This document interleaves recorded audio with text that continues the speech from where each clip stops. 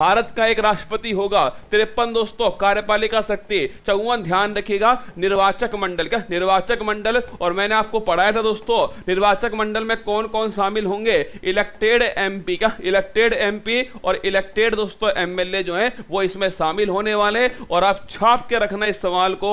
ये सवाल दोस्तों आपकी परीक्षा में आने वाला है। क्या ये सवाल आपकी परीक्षा में आने वाला है कि आर्टिकल जो 54 है अगर पूछा जाए निर्वाचक मंडल इलेक्टेड एमपी और इलेक्टेड एमएलए दोस्तों शामिल होंगे। ठीक है। अगर पूछे 55 रसगुल्ला तो ध्यान रखिएगा निर्वाचन की विधि क्या होगी। ये 55 के अंदर है और लिखना पीआर विद एसटीवी जो है ये निर्वाचन की विधि होने वाली है। आनुपातिक प्रतिनिधित्व एकल संक्रमणीय मत पद्धति। और ये ध्यान जरूर रखना दोस्तों कितने प्रस्तावक चाहिए। 50 तो चाहिए प्रस्तावक। कितने अनुमोदक चाहिए तो ध्यान रखिएगा 50 ही दोस्तों क्या चाहिए अनुमोदक। एज कितनी चाहिए 35 वर्ष दोस्तों ध्यान रखिएगा एज चाहिए राष्ट्रपति बनने के लिए। ठीक है। अगला क्वेश्चन दोस्तों आर्टिकल 57 है तो नोट करना।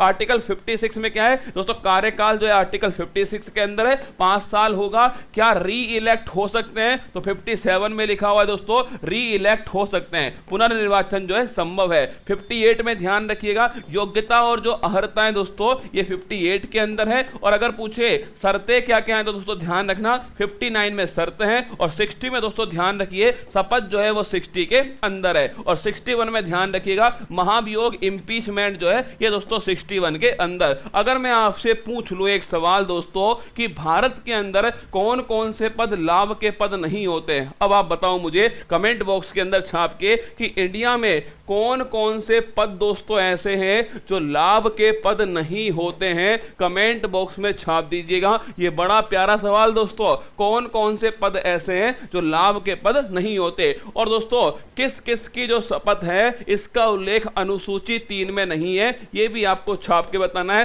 किस किस की शपथ है अनुसूची नंबर 3 के अंदर उपलब्ध नहीं है। ये दोनों क्वेश्चन बताइए ना। आर्टिकल 63 की बात करूं। ठीक है सर जी पिज्जा बर्गर खा लो।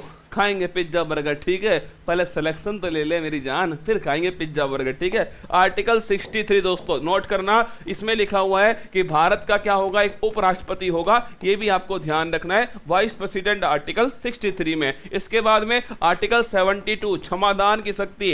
किसके क्षमादान की ध्यान रखिएगा राष्ट्रपति के क्षमादान की है आर्टिकल दोस्तों 72 के अंदर। इसके बाद में 76 अटॉर्नी जनरल महान्यायवादी इसका उल्लेख कहां पर आर्टिकल 76 में। याद करो दोस्तों भारत के पहले महान्यायवादी कौन थे शीतलवाड़। कौन थे शीतलवाड़ जो है ये भारत के दोस्तों पहले महान्यायवादी। अगर पूछे आपसे कि वर्तमान में कौन है तो लिखना वर्तमान में दोस्तों गिरीश चंद्र मुर्मू जो है ये वर्तमान में भारत के महान्यायवादी। सर्वाधिक कार्यकाल किसका सर्वाधिक कार्यकाल भी ध्यान रखिएगा शीतलवाड़ का दोस्तों सर्वाधिक कार्यकाल है। ये भी थोड़ा आपको ध्यान रखना है। अटॉर्नी जनरल थोड़ा पूछ ले अगर पेपर में आपसे तो थोड़ा नोट कर लीजिए। अगर पूछे सभी नेताओं का पद अरे रसगुल्ला एकदम गलत है बिल्कुल गलत है। अरे डूब जाओ पानी देख के नहीं है ना। लिखो मैं बताता हूं आपको 3 पद जो है दोस्तों ये तीनों पद आपको थोड़ा ध्यान रखना। एक तो दोस्तों राष्ट्रपति का पद। एक दोस्तों आपके उपराष्ट्रपति का पद ध्यान रखिएगा उपराष्ट्रपति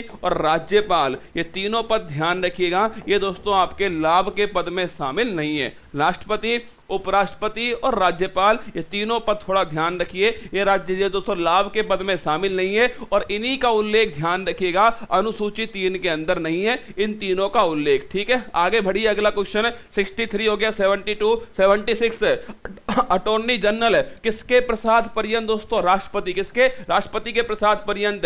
याद करो मैंने आपको पढ़ाया था कि भारत का सबसे बड़ा वकील ज्वाइंट सिटिंग में भाग ले सकता है या नहीं ले सकता। कमेंट बॉक्स में छापिए मतदान में भाग ले सकता है या नहीं ले सकता। यह भी आपको छापकर बताना है। 79 संसद का उल्लेख किसमें 79 में संसद में कौन कौन शामिल लोकसभा राज्यसभा और राष्ट्रपति तीनों शामिल हैं ध्यान रखिए 79। 80 में दोस्तों राज्यसभा का उल्लेख किसके अंदर, 80 के अंदर, ये ध्यान रखिएगा। और अगर पूछे आपसे लोकसभा का उल्लेख किसके अंदर है, 81 के अंदर, ये भी आपको छाप के रखना है। आर्टिकल 108 है। अगर पूछे ज्वाइंट सिटिंग दोस्तों ये कहां पर उल्लेख है, तो ये 1108 के अंदर है। मैंने आपसे पूछा क्या ज्वाइंट सिटिंग में अटॉर्नी जनरल भाग लेगा, ले सकता है, लेकिन क्या दोस्तों वोटिंग करेगा, वोटिंग नहीं कर सकता। ठीक है, आगे संयुक्त बैठक जो है दोस्तों कौन बुलाता है, राष्ट्रपति बुलाता है। कौन इसका हेड होता है, लोकसभा का स्पीकर जो है वो इसका हेड होता है। अगला क्वेश्चन आपसे पूछे कि ज्वाइंट सिटिंग अब तक कितनी बार हो चुकी है, 3 बार हो चुकी है।